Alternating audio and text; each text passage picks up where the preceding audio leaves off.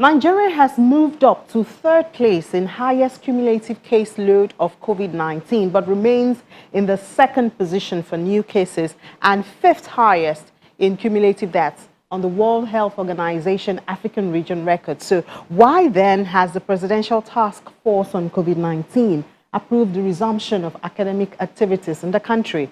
Well, some states have not hit this January 18th date for reopening of schools, but some have. Would this cause disorder in the national academic calendar? We will touch on these and so much more on this episode of Special Report. You're welcome. I'm Ini John Mekwa. According to Statista, in 2018, there were 81,300 public classrooms for pre-primary education, with an average of 51 children per class, although in some cases there are as much as 100. In the same year, there were 63,400 elementary schools in Nigeria for 22.4 million students. In the same 2018, 6.8 million students in Nigeria were enrolled in low secondary schools. Private and public middle schools in Nigeria counted 4.9 million students. As of 2020, there were 79 private universities in Nigeria. Federal universities amounted to 43, while state universities were 48, but the number of students added up to 1.7 million. These figures add up to about 40 million students for the year 2018. Little wonder then that academic activities had to be put on hold following the pandemic, and reopening, which could bring a part of this 40 million into physical interaction, has been a great concern to many since the PTF indicated that schools could resume on the 18th of January 2021. Lagos State, which is the epicenter of the pandemic in Nigeria, has followed the directive of the PTF and resumed academic activities.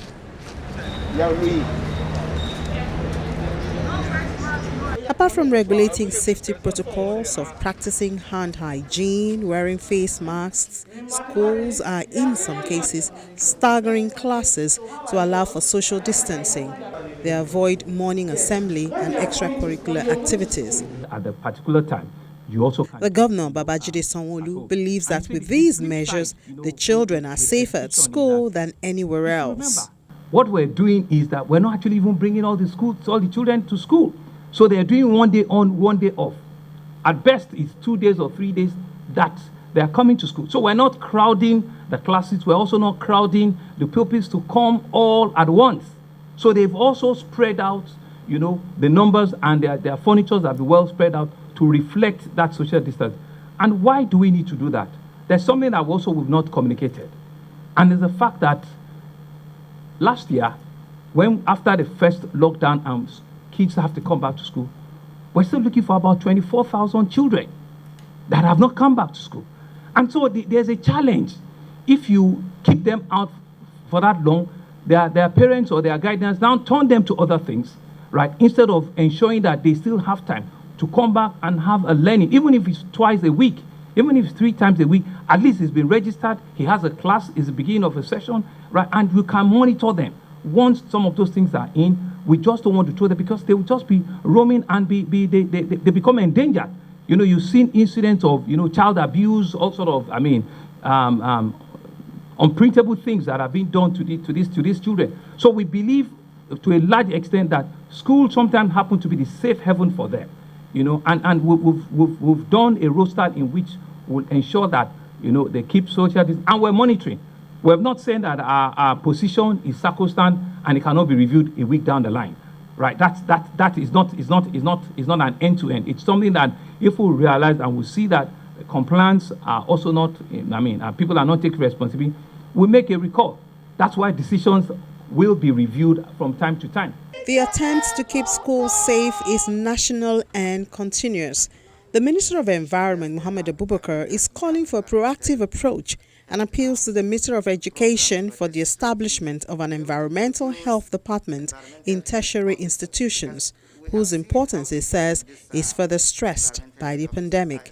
During the reopening of the schools, the Minister of Environment, in collaboration with the Minister of Education, we undertook an exercise of decontaminating and disinfecting the schools before reopening, provided surveillance equipment, and also stationed environmental health officers to be able to guide the student and teachers in observing the protocols of COVID prevention. And we'd like to also appeal to the Honorable Minister to implement the 8th resolution of the National Council on Environment, which we held, when was that, last year, and called for the establishment of environmental health departments in tertiary institutions. Yes, there are departments that may have environmental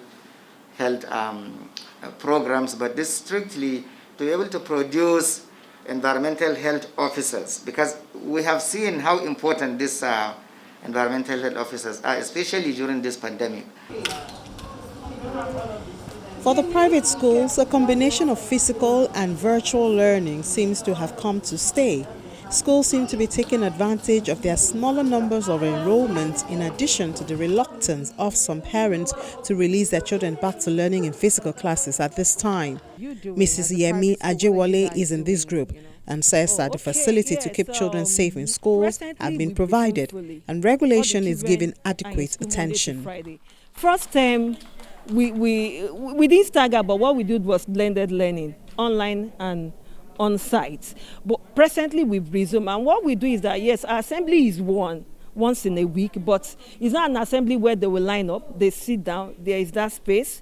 We talk about morals and all that. We do that once in a week. Then apart from that, they go to their classes every other day. Then it's just, okay, let's talk about the classroom, what are we to do today. So we've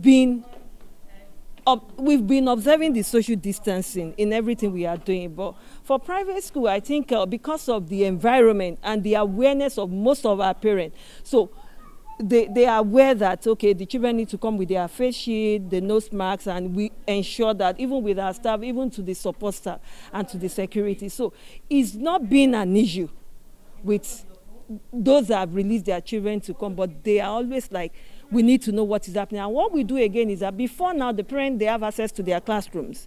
But now, you drop your child in the morning. If you need to talk to the class teacher, we call the teacher out, or you give the information to the admin staff, whereby that person relay it to the class teacher. But then closing time, they come, we call out the child. You have no access to the classroom. How difficult or easy is it to keep the children's face shield or face mask on and keep them from playing with themselves? How difficult or easy is it?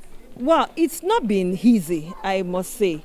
But what we do is that we just continue to remind them to ensure that they are doing. It's not been easy, but what we do is that in the classroom, the space is there. They are not together. So if it happens that a child release the nose marks, we just go back, you need to move it up. We just keep enforcing. For some of them, they are able to, they are aware now. There is no child except maybe the very little ones. But from nursery 1 upward, they are aware of what is happening. They don't even want you to hug them. You can't even hug them. So they know, they pull it up. For those that are not able to, we keep saying that. But for almost all of them, they are aware. Now information is at everybody's disposal. They have access to internet. They are just, we have a lot of videos, even in their own level, that talks about this and which they are being exposed to. So it's really not an issue. But at the same time, we keep enforcing, we keep helping them to move it all, cover your face with your face sheet so that you won't get the virus. Don't waste our time. Although Nigeria has recorded a handful of outbreaks in schools, the European Center for Disease Prevention and Control research shows that transmission in schools has accounted for a minority of all COVID-19 cases. Meanwhile, a study by the Department of Pediatrics in Abubakar Tafawa Balewa University Teaching Hospital in Bauchi State records that there was a total of 495 confirmed cases of COVID-19 infection from March to the end of June 2020 in the state. Out of these, 89 were children between the ages of 0 and 18. which represented 18% of the total population. Children tend to do well. So they do get infected like any other person. This is the truth of the matter. However, children tend to handle the infection rather well.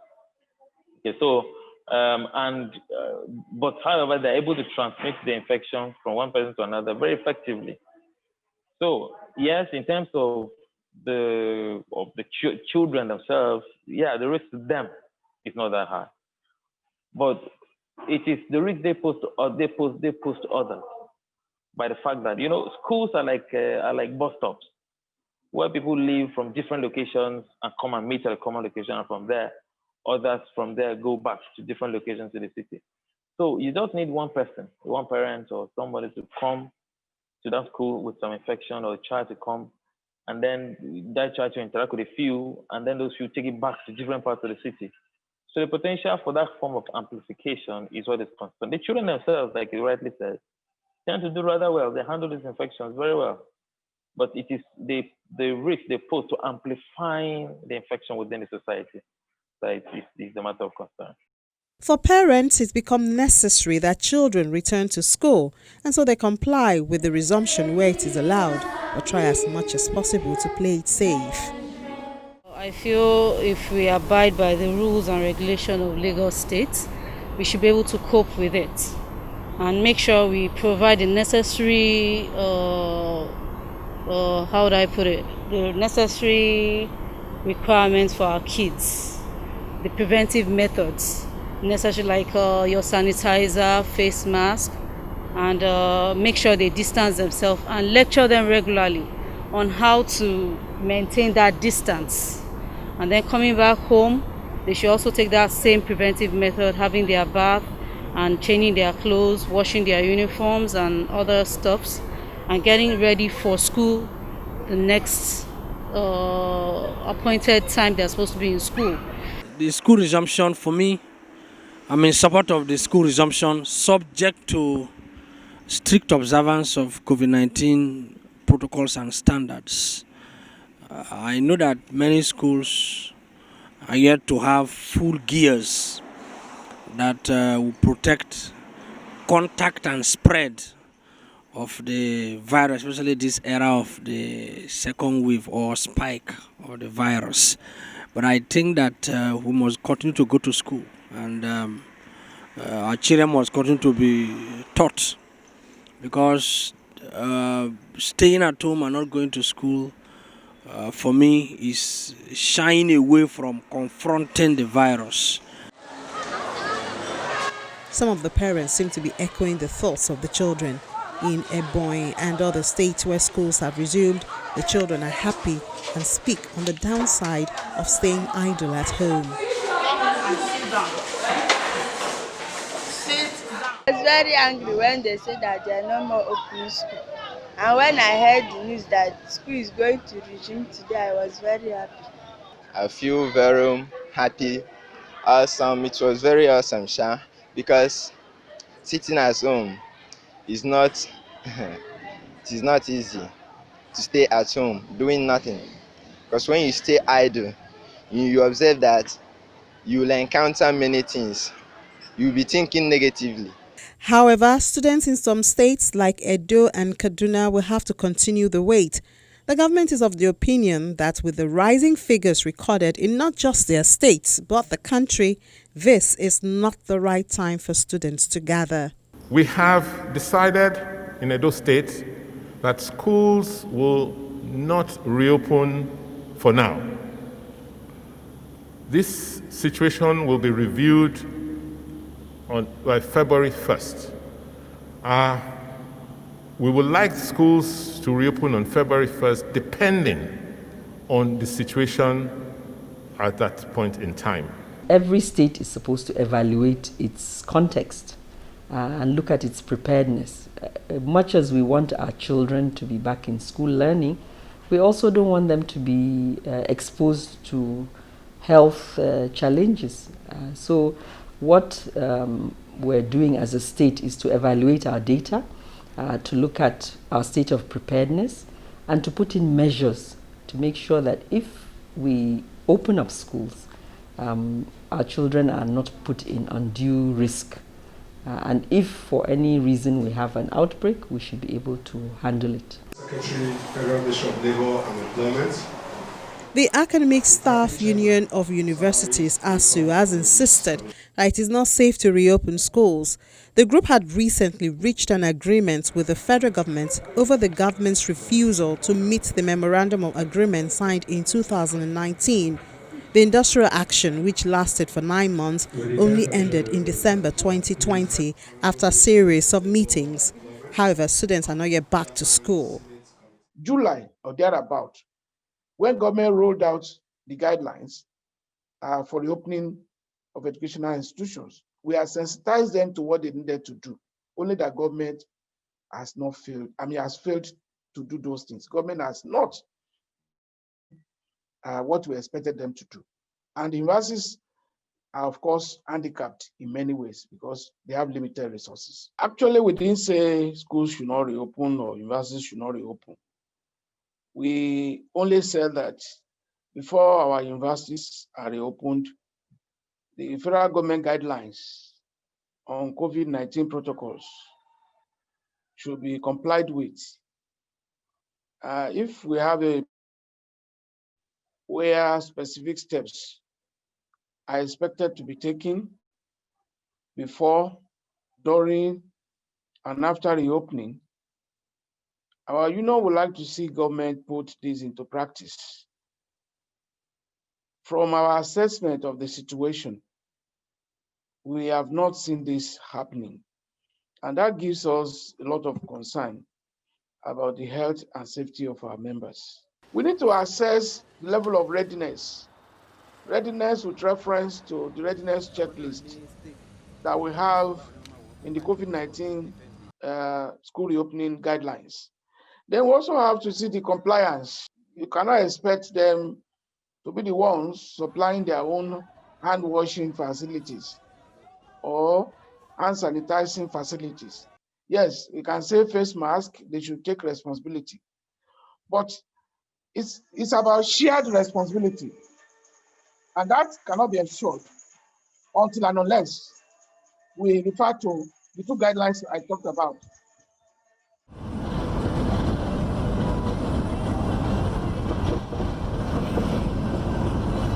While government universities are still working on creating a safe environment before resumption, many private universities have started their activities. This discordance is also witnessed in the staggering resumption of primary and secondary public schools in different states, leaving the question of how the national syllabus can be coordinated. COVID-19 is a disaster, while the closure of schools is more disastrous. You were about to say, keeping schools closed a moment longer than is absolutely necessary, socially intolerable, economically unsustainable, and morally indefensible. Without the resumption of formal education, a generation of children is likely to have its employment and earning prospects blighted. They make mass orders. They don't discriminate between anybody. I'm of the firm view that the mass closure of schools is unconstitutional, disastrous, and counterproductive. It is highly unjust to the parents,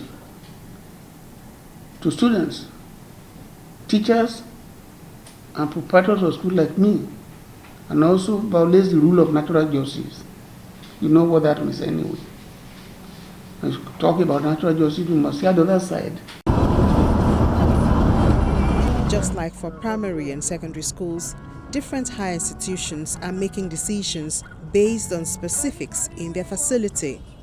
It's not that we are not willing to resume, but as a responsible union, you cannot open your eyes and willingly expose, your colleagues, your members, to visible danger.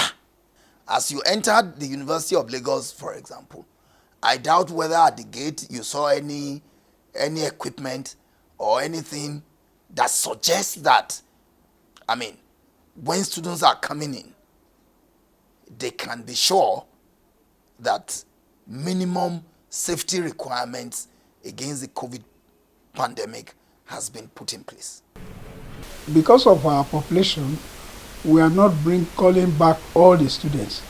It's a phased reopening, and we are calling back the final year students, that is the graduating students, and then 100 level, 200 level students. And we are doing this because these are the level where you have carryovers and so on. The reopening of the NYC campus also added to the controversy of resuming academic activities, even with safety protocols assured. You are reopening schools. You are sending across a message that there is no problem, that it's okay. Dr. Akasi thinks that the activities in the academics may be contributing to the skeptical attitude of some Nigerians towards the existence and risks of COVID-19. Yes, you say schools are reopening. It's fast, and you say, oh, there's trouble in town, but then there's no trouble in town. So it is a conflicting in the messages that both this what's the word now? These different activities portray.